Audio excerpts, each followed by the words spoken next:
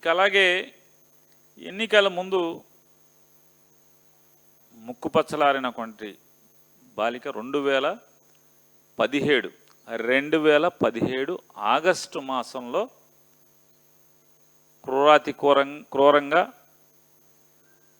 అనుమానాస్పదమైనటువంటి, అంటే ఆ రోజుకి హంతకులు ఎవరో పోలీసు వ్యవస్థ సరిగ్గా పట్టుకోలేని పరిస్థితుల్లో నారా చంద్రబాబు నాయుడు, పవన్ కళ్యాణ్ గారి యొక్క ప్రభుత్వం కలిసి ఏర్పాటు చేసుకున్నటువంటి, సాధించుకున్నటువంటి ప్రభుత్వం 2017 ఆగస్టులో సుగాలి ప్రీతి అనే ఒక బాలిక, మైనర్ బాలిక మరణిస్తే వారు ఆ మరణం గురించి ఎలా వారి యొక్క ఐడియాలజీ ఉందో ఒకసారి చూసుకోండి. ఒకసారి ఆయన ప్రాగ్మటిజం ఎలా ఉందో. ఈ రోజున మనం సుగాలి ప్రీతికి జరిగిన దారుణానికి నిలబడకపోతే రేపొద్దున మన ఇళ్లలో మన బిడ్డల మీద జరిగితే మీకు మద్దతుగా ఎవరు మనకి? సుగాలి ప్రీతి 14 ఏళ్ల బిడ్డని స్కూల్కి వెళ్తే 10 మందిని నాశనం చేస్తే దాన్ని పట్టించుకోడు ఎవడు. మన గవర్నమెంట్ ఫామ్ అవగానే ఫస్ట్ కేసు సుగాలి ప్రీతిని తీసుకుంటాం. లెట్ ఎంటైర్, ఇది నా ఒక్కటి కేసు కాదు, ఇది ఎంటైర్ సొసైటీకి ఇది సిచ్యువేషన్. మీరందరూ కూర్చొని ఒకసారి మన ఎమ్మెల్యేస్ అందరూ కూడా, నాయకులందరూ కూర్చోబెట్టి యూ ట్రై టు టేక్. ఇప్పుడు ఆయన నిన్న మాట్లాడింది ఉందా? నిన్న డయాస్ మీద మాట్లాడారు కదా.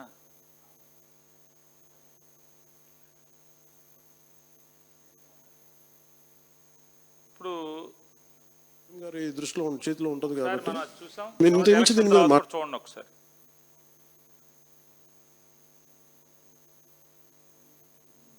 వైజాగ్ స్టీల్ ప్లాంట్ ఎలక్షన్ ముందు మాట్లాడింది మనం విన్నాం. ఎలక్షన్ మాట్లాడిన తర్వాత, ఎలక్షన్ అయిపోయిన తర్వాత ఒకసారి మాట్లాడింది చూడండి. ఒకసారి ఏమన్నారు ఆయన? ఇప్పుడు కూర్చోబెట్టి మాట్లాడుతున్నాడు. మీరందరూ కూర్చొని ఒకసారి మన ఎమ్మెల్యేస్ అందరూ కూడా, నాయకులందరూ కూర్చోబెట్టి you try to take it to home minister గారు, including law and order CM గారి దృష్టిలో చేతిలో ఉంటుంది కాబట్టి మీరు ఇంతకుమించి దీని మీద మాట్లాడకూడదు.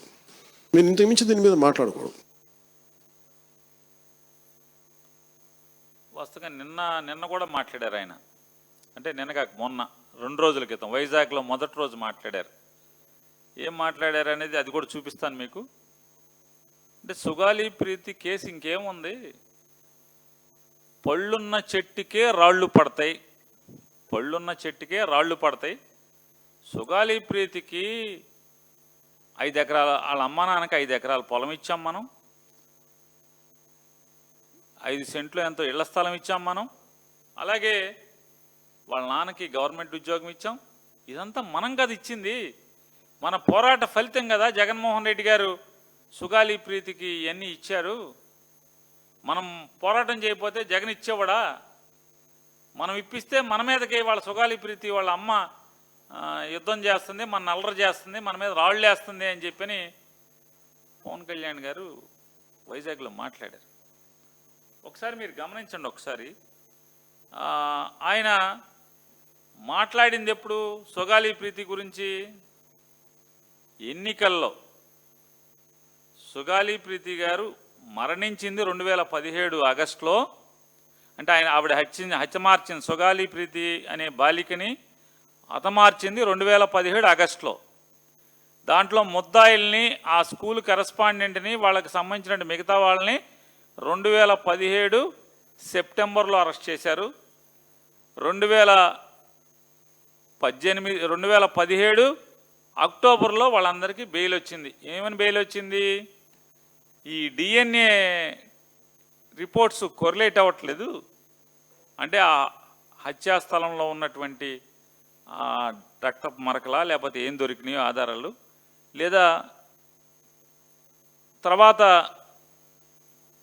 ఆ ల్యాబ్ రిపోర్ట్స్ వచ్చినాయి, అవన్నీ కూడా డిఎన్ఏ టెస్ట్లో వచ్చినటువంటి రిపోర్ట్స్ అన్నీ కూడా కొరిలేట్ అవ్వట్లేదు. కాబట్టి వీళ్ళు ముద్దాయిలుగా వీళ్ళని లోపల ఉంచాల్సిన పని లేదని చెప్పని 2017 అక్టోబర్లో రిలీజ్ చేసేసారు.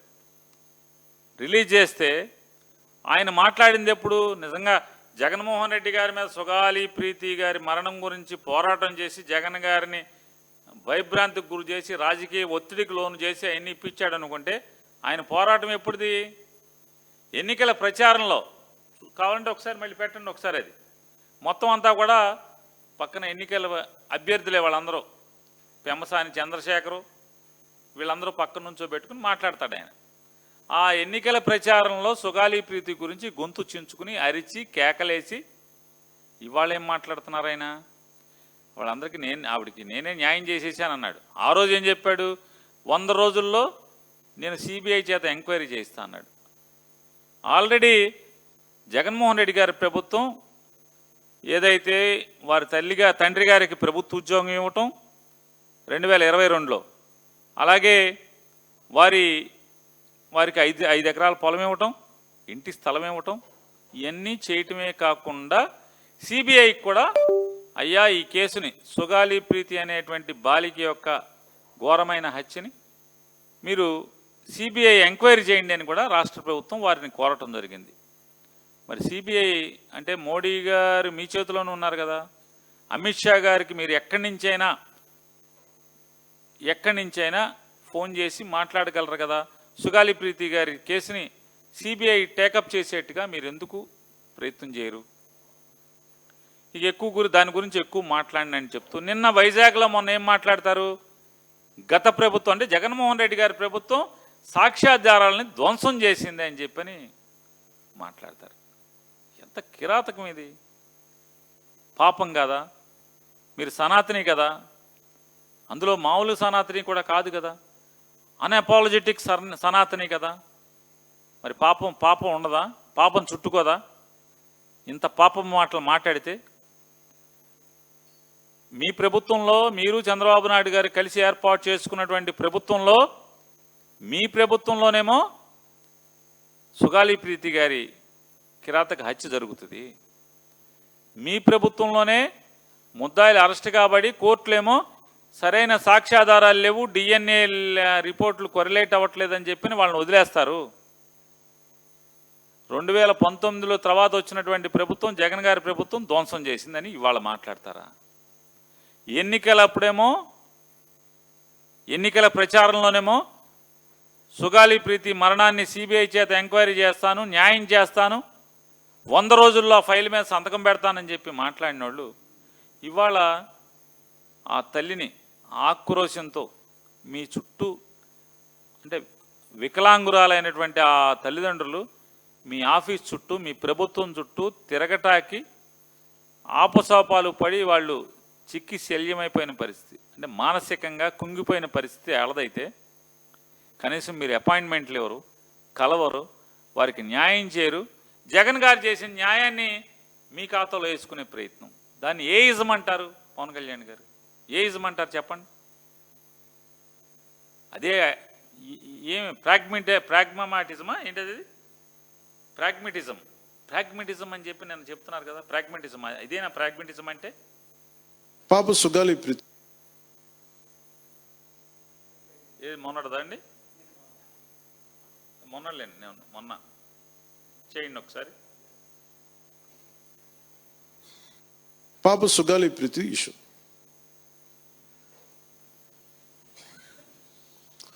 పండ్లున్న చెట్టుగా రాళ్ళు పడతాయంటారు. పుళ్ళున్న చెట్టుగా రాళ్ళు పడతాయి. ఎవరైతే చేయూతనిస్తారో, ఎవరైతే ఆదరిస్తారో వాళ్ళని తిడితే ఎట్లాగా? అసలు ఈరోజు సుగాలి ప్రీతి అనే కేసు ఎలా ఎక్కడి నుంచి బయటకు వచ్చింది మీరు చెప్పండి. ఇలాంటి అన్యాయం జరిగిందని ఎవరికి తెలుసు? ఈ రోజున గత ప్రభుత్వం 2019, 2024లో ఒక ప్రభుత్వం మీద, అప్పుడు ముఖ్యమంత్రి మీద మాట్లాడటానికి అసలు ఎవరికైనా ధైర్యం ఉందా? ఒక ముఖ్యమంత్రిని అరెస్ట్ ఒక మాజీ ముఖ్యమంత్రిని ధైర్యం ఎవరికి లేదు.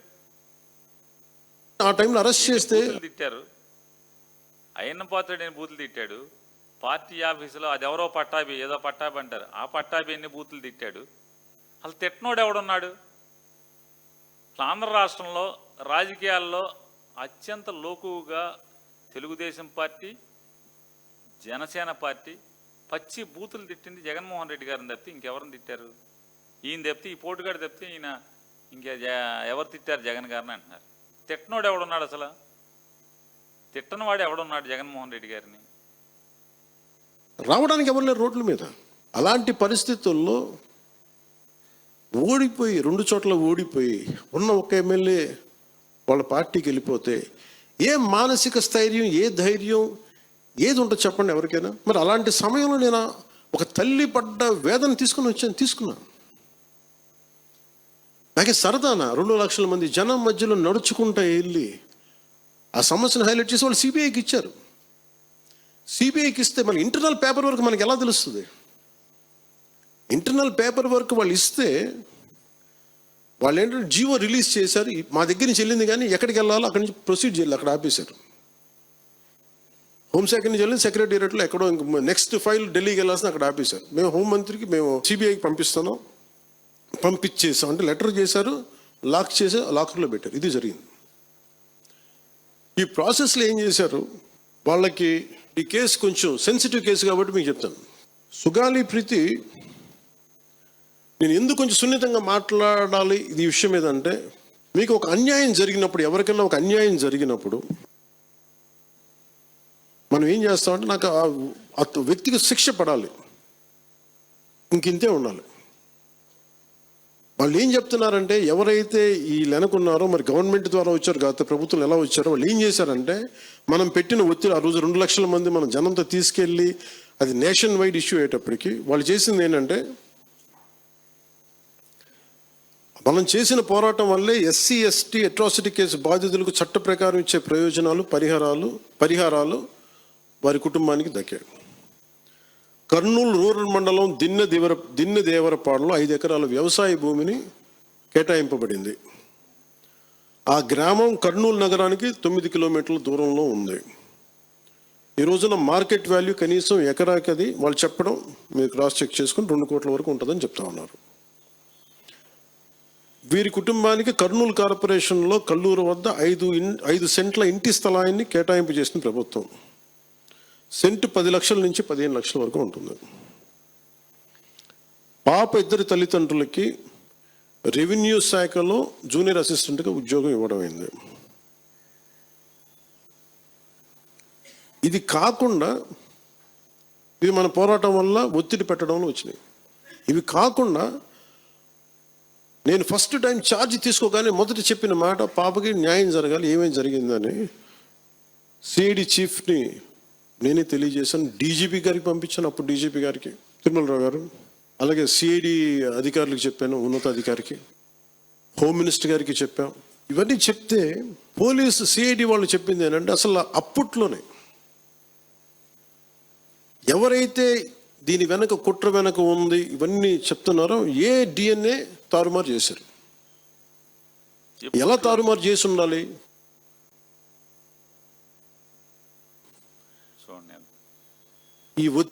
ఈయన హిందూ సనాతని, అన్అపాలజెటిక్ హిందూ సనాతని. 2017 ఆగస్టులో హత్య జరిగితే 2018 సెప్టెంబర్లో ముద్దాయిల్గా చెప్పబడేటువంటి వారు ఒక 3-4 అరెస్టు చేస్తే, స్కూల్స్ కరస్పాండెంట్ని ఇంకెవరినో 2017 అక్టోబర్లో వాళ్ళు రిలీజ్ అయితే, ఎందుకు రిలీజ్ అయ్యారు? డిఎన్ఏ కొరిలేట్ అవ్వట్లేదు, ఆ హత్యాస్థలంలో దొరికిన బహుశా బ్లడ్ శాంపిల్, వీళ్ళ బ్లడ్ శాంపిల్ కొరిలేట్ అవ్వట్లేదు ఏదోని అనే కారణంతో, ఆ ల్యాబ్ రిపోర్ట్తో వాళ్ళని బయటకు వదిలినట్టుగా కోర్టు చెప్తుంది. నేను చెప్పట్లా, కోర్టు చెప్పింది. ఏమంటాడు? డిఎన్ఏ శాంపిల్స్ అవన్నీ కూడా తారుమారు చేసేసారు, డిస్ట్రాయ్ చేశారంటది. అప్పుడు ఎవడ ప్రభుత్వం? నీ ప్రభుత్వం, చంద్రబాబు ప్రభుత్వం. ఇవాళ ఉన్న ప్రభుత్వం అవాళ కూడా ఉంది కదా. జగన్ గారిని మాట్లాడతాడు, మా ప్రభుత్వాన్ని మాట్లాడతాడు. మనం చెప్పే అన్అపాలజెటిక్ సనాతని ఇంత పాపం మూటగట్టుకోవటం అనేది, నీకు పాపం చుట్టుకోదా అని అడుగుతున్నాను పవన్ కళ్యాణ్ గారిని. ఏమంటే మీకు పాపమే కదా ఇదంతా, ఇంత పచ్చి దుర్మార్గంగా అంటే పట్టపగలు ఇంత పచ్చిగా మాట్లాడుతుంది.